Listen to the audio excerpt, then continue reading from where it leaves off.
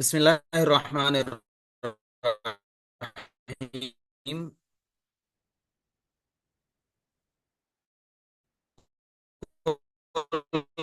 عوامل جو 100 تھے ان میں سے سماعی عوامل وہ 91 ہیں،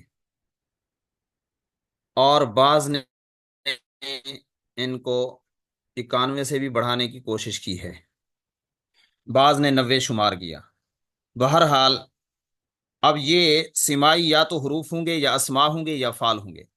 سماعی عوامل یا تو حروف عاملہ ہوں گے، یا تو یہ عمل کرنے والے حروف ہوں گے، یا عمل کرنے والے اسماء ہوں گے، یا عمل کرنے والے افعال ہوں گے۔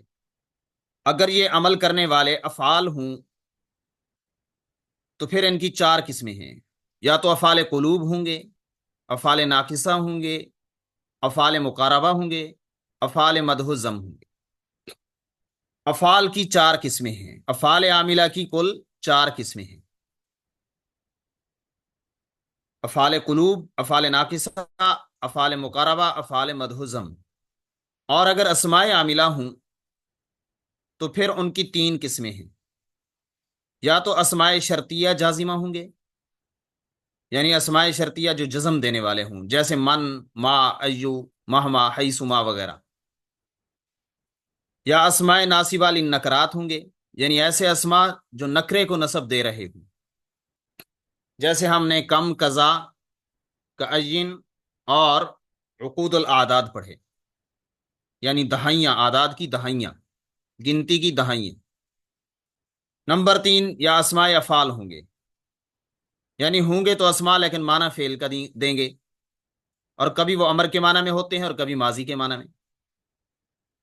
اور اگر یہ سماعی عوامل نہ اسماء ہوں نہ افعال ہوں بلکہ حروف ہوں، یہ حروف عاملہ ہوں، تو پھر ان کی 2 قسمیں ہیں، یا تو یہ حروف اسم میں عمل کر رہے ہوں گے یا فعل مضارع میں عمل کر رہے ہوں گے، یا اسم میں عمل کریں گے یا فعل مضارع میں۔ اگر اسم میں عمل کریں تو ان کی چند اقسام ہیں: نمبر 1، حروف جارہ، جر دینے والے حروف۔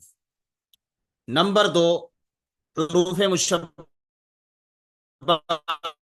بالفعل، یعنی انا، انا، کانا، لاکنا، لیت، لعل وغیرہ۔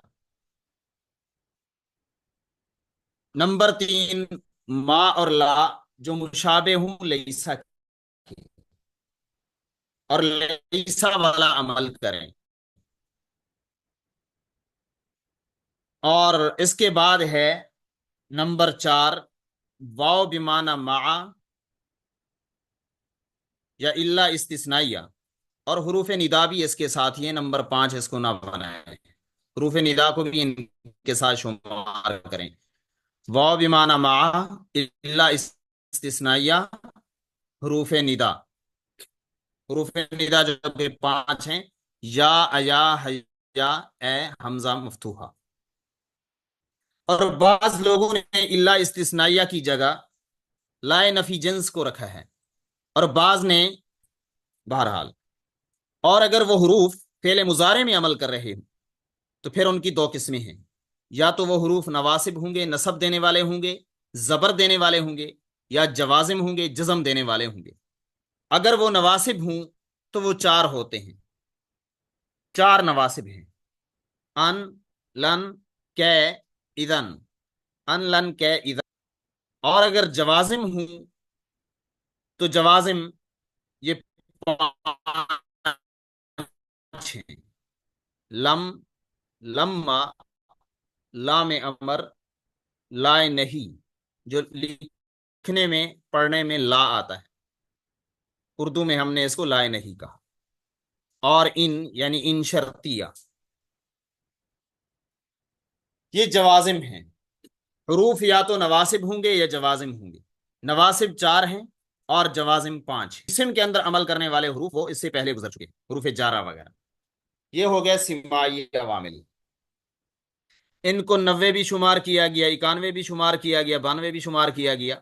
بہرحال تقریباً 100 کے آس پاس ہی یہ عوامل گھومتے ہیں، زیادہ سے زیادہ یہی ہوگا کہ 100 سے 2-3 اوپر ہو جائیں گے، اس سے اوپر شمار نہیں کیے جاتے۔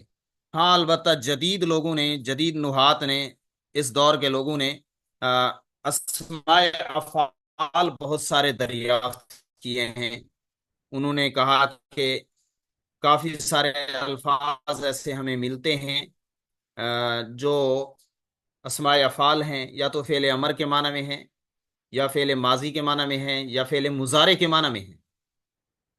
فعل مضارع کے معنی میں بھی وہ شمار کرتے ہیں، جیسے کلمہ اف ہے، لا تقل لہما اف، اس کو وہ اف کو اس میں فعل شمار کر کے فعل مضارع کے معنی میں لیتے ہیں، اتزجرو کے، کہ میں اکتا گیا ہوں، میں اکتا رہا ہوں۔ اس طرح کے اور بھی بہت سارے الفاظ کو فعل مضارع کے معنی میں لیتے ہیں۔ لیکن خلاصہ یہی ہے کہ اگر نحو کا خلاصہ یاد کرنا ہے تو وہ ان 100 عوامل کے ذریعے ہی یاد کیا جا سکتا ہے۔ صلی اللہ تعالی علی خیر خلقہ محمد وعلی آلہ وصحبہ۔ جی